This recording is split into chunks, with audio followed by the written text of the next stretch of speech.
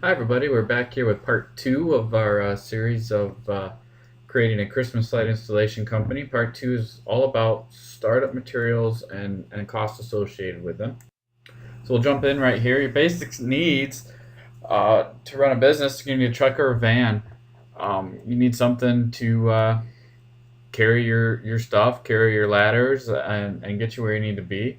If you already have say a lawn care company or landscape company, etc., you probably already have a truck or van, so you don't have any costs associated with starting that because you already have it. If you don't have it, you're going to need something along those lines. Ladders, you're going to need some extension ladders, some folding ladders. A step ladder is also handy. Poles, extension poles are used to put lights up into trees. Much easier than climbing a tree or getting tall ladders. You just use an extension pole to string lights into tall trees. Also very helpful on removal of lights off roof lines and such in the spring. Tools, a handful of different tools. Wire cutters will be really important. Pliers come in handy. Sometimes a drill, glue gun. We'll go in a little bit more detail as we go. And then inventory, you'll want at least some demo lights. If you're going to go in and do a quote with a customer, you at least should have something to show them of, hey, this is what we're going to put on your house. So having some demo lights as part of your startup is important. So a truck or a van, it has to be able to carry your equipment, your ladders, your inventory, your people to complete a job. I've got a picture here of a prime example of something that'll work. This is a truck specifically for Christmas lights. You'll see you got ladder racks on it. So the ladders rest across the top here. It'll hold 28 and 32 foot extension ladders without a problem. The whole bed of the truck's open, and this one's an extended cab, so it'll hold 3 or 4 guys in there as well. Um, Really important thing for your truck, this goes back to previous versions, is keeping it clean and keeping it nice looking. It doesn't have to be brand new. It doesn't, have to be a 40 or $50,000 truck or van, but making sure it's clean and looks nice just helps your image. And something else to consider is have your company info on the side. Get some graphics on it. You can see this has a Christmas graphics on the side of it. So when it's going down the road and such like that, somebody might see it and say, "Hey, that's a good idea. I might want to call them uh, to do some lights." So you always have a billboard going on, and then of course when you show up to somebody's house for an estimate, you pull in with a nice looking company truck. That just makes you more trustworthy. So it gives you higher odds of winning that bid. So next we'll talk about ladders. Minimum ladder you're going to need is a 28-foot extension. This is You have to remember, most of the houses you're going to bid on are going to be bigger homes. Your clients are going to have typically 3 to 5,000, even bigger square foot homes. So they're going to have taller roof lines to get to. So minimum you'll need a 28-foot extension ladder. Always buy new. Um, and make sure you check the rating. You want to make sure you get one that'll hold you and equipment. You don't want to get a 175-pound rated ladder if you weigh 200 pounds. So make sure you're getting the right tool for the job there. A 32-foot extension ladder is nice to have as a second ladder. Having the extra 4 foot comes in handy on certain projects. It's also going to be a little bit heavier and a little bit harder to maneuver. So that's why I say it's a nice second ladder. It wouldn't be my primary choice. I would stick with a 28-footer. Um, and anything over 32 foot, say a 36, they make 40-foot ladders as well. You can rent those. It's not worth spending $400 or $500 on a ladder you might use once a year.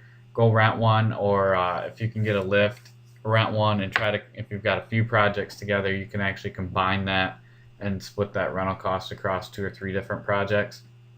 It's probably going to be much cheaper until you get your company really big than actually owning 40-foot ladders or a lift or something like that. Um, Another thing is get an all-in-one ladder. I've got one pictured here on the right here. This one is a Warner. I think the Warners are a little bit cheaper than the Little Giants, although they're both the same idea. But the multi-purpose is really nice. They have really wide bases on them, so that makes them very stable. So if you need to get up onto a porch or something like that, or into a tree, they adjust a million different ways and they're also very stable, so you're not dangling on something that's not very safe while you're trying to hang up lights. Another thing to go with your ladders is it's called leg levelers and a standoff. Leg levelers attach to the bottom of your leg, and what happens is if your ground's uneven, it corrects for that. So that way you're not standing up on a tippy ladder. And then a standoff is right here in this picture what he has. This comes in handy. It keeps your ladder off a gutter, it keeps it off a window or something like that. It's not something you use very often. It's not something that's very expensive, but it's one of those really nice to have tools when you're trying to get some lights hung up. So it's kind of an overview of ladders.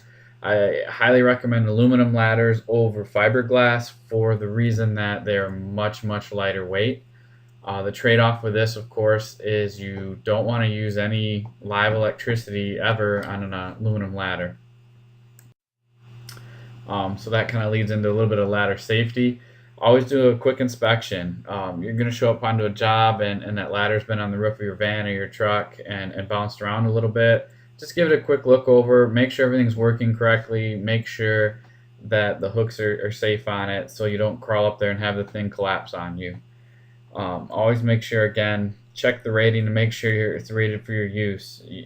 I would highly recommend at least a type 1, which is a 250-pound rating. They're going to be a little bit more expensive the higher rating they have, but definitely worth the money versus having something fail while you're 28 feet in the air. I always, like aluminum ladders, so I'll say never use live wires on a ladder. I think that's great safety regardless if you're using a fiberglass ladder or aluminum. You just don't want to grab onto a gutter or something like that and have a frayed wire zap you. That's just not a good idea. Be extra careful of windy conditions. A nice little breeze will grab a 28-foot ladder and tip it right over on you while you're on it. Always take your time. Don't rush through things. That's where mistakes happen, and that's when you can fall. And then also something you really should think about is check OSHA for local training. Here in Michigan, we have MyOSHA. They do programs several times a year that are very little to no cost, and you can send yourself and some guys, and they'll do different training for ladder safety and things like that. So definitely worth getting in some programs like that. Check your local ladder dealer. Ask them if they have manufacturers that do training and things like that. Just definitely worth the extra training, just because you have to remember 28 feet up in the air is really high and really easy to get hurt.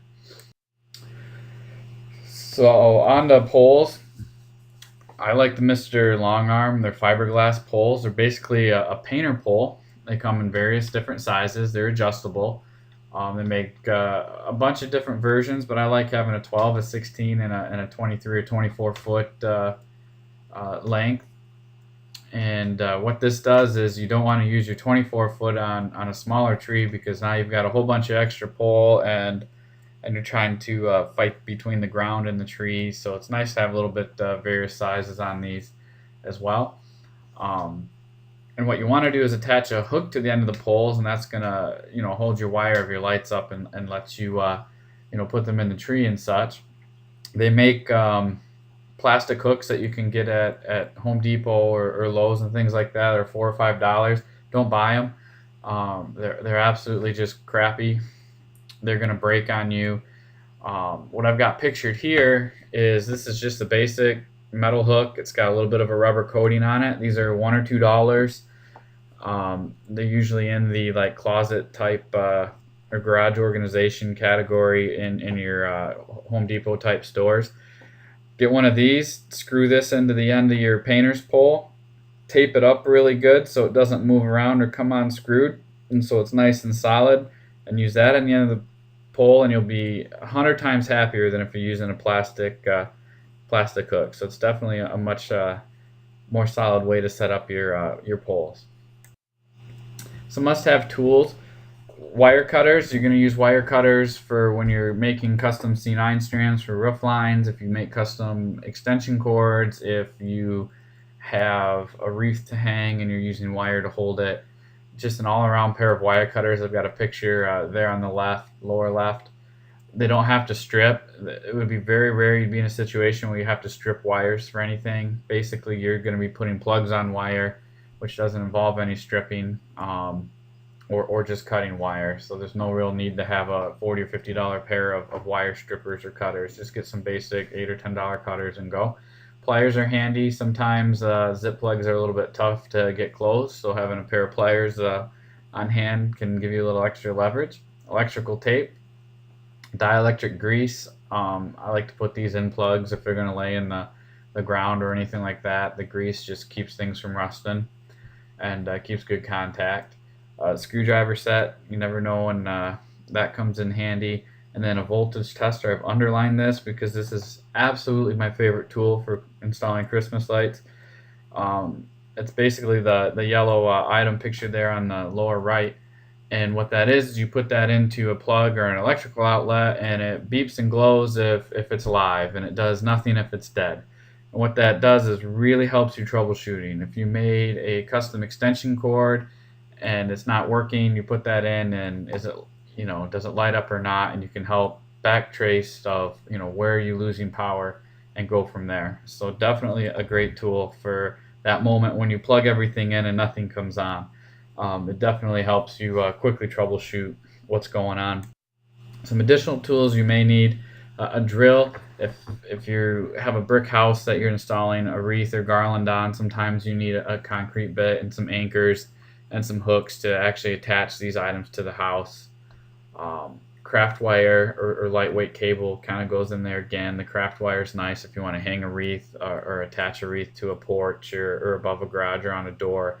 Having some nice lightweight green craft wire works wonders. Hot glue gun. Sometimes you're able to hot glue things to structures instead. The colder it is, a little bit less effective hot glue can be. So if you're in the northern climate, this gets a little bit more challenging to use than if you're in the south. Zip ties. Zip ties are great if you're trying to hold a strand in a specific place. You can zip tie them to a branch. You can zip tie wires together to hide them, to get them out of the way, etc. Terminators are nice if you don't want to put a female plug on a line. You can put a terminator in there.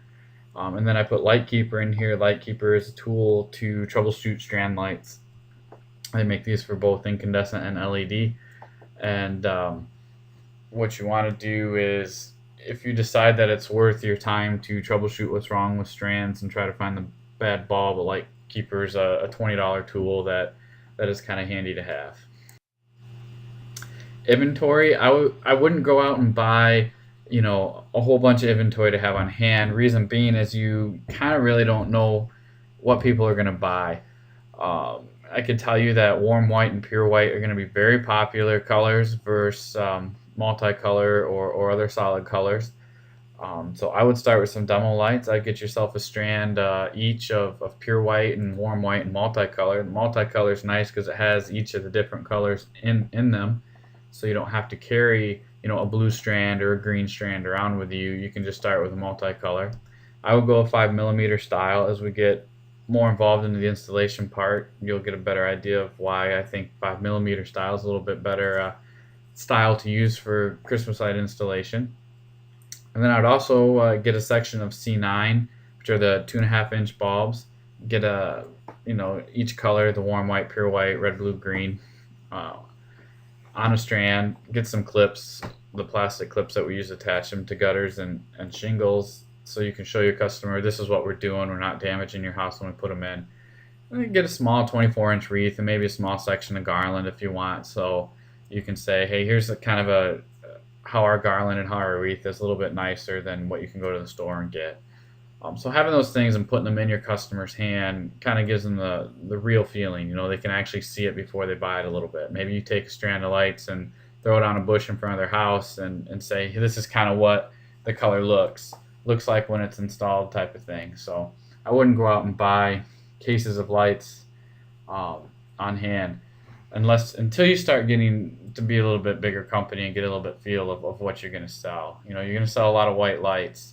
For sure, you're going to sell a lot of C9 for sure. So maybe at that point, once you get going a little bit, you go and can pre-order or buy full cases or 2 or 3 cases of white lights to have them on hand, so you can do installs that day or the next day, instead of having to wait a few days for lights to come in. But definitely, as your company gets bigger, you'll get a better feel of, in October, what should I have sitting in my warehouse ready to go versus what should I wait and order as jobs come up. So, a quick breakdown of cost: the truck or van, if you already have one, it's basically free, or it could be up to $500 per month if you were to go buy one. Uh, Definitely, it's nice if you already have a business in line, and you already have that asset, and you can use that asset in the winter to make more money from you or for you. The graphics, typically, to get a truck done like the one we showed earlier, is $500 to $1,000. It depends on how much actual design they have to do. It's closer to $500 if you already have a logo and everything, and they just have to do it. If they have to do some design for you, it's probably going to be closer to the $1,000 range. If you have a big box fan that you decide you want to do this with, it might even be a little bit more expensive than that. Ladders, 28-foot extension ladder at Home Depot today was $299. The all-in-one 21-foot Warner is about $165. The poles, doing a quick little search, they're about anywhere from $27 to $50. That's going small to large. And the hooks are a buck or two each. Those hooks aren't very expensive. It's good to have them and good to have a couple spares just in case. On that must-have tools list, between wire cutters, pliers, voltage testers, and the other things on that list, you can plan on $50 to $75. And then inventory, maybe $50 to $100 would be pretty aggressive for demo lights just to have on hand.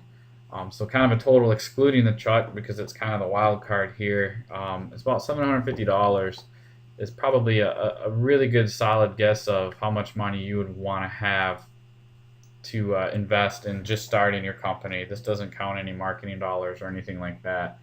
But if you planned on $750, that would give you all the materials you would need. And this would be starting from scratch. Maybe you have some of these things already on hand, but that'll give you kind of an idea of what you need to get going and how much it's going to cost. If it's summer, maybe start shopping some sales, get some coupons and things like that. Maybe you can bring that number down a little bit, and extension ladders go on sale a couple times a year, and maybe you can get one 20 or 30% off as well. So, but that just gives you kind of a ballpark of the things you need to get going and get your creative juices flowing here of the items that you'll want to have in your toolbox and on your truck as you go on. If you have any comments, any suggestions of things that work for you, go ahead and leave them in the comment here on the YouTube box. You can give us a call or email us, visit our website anytime you want. Thanks, guys.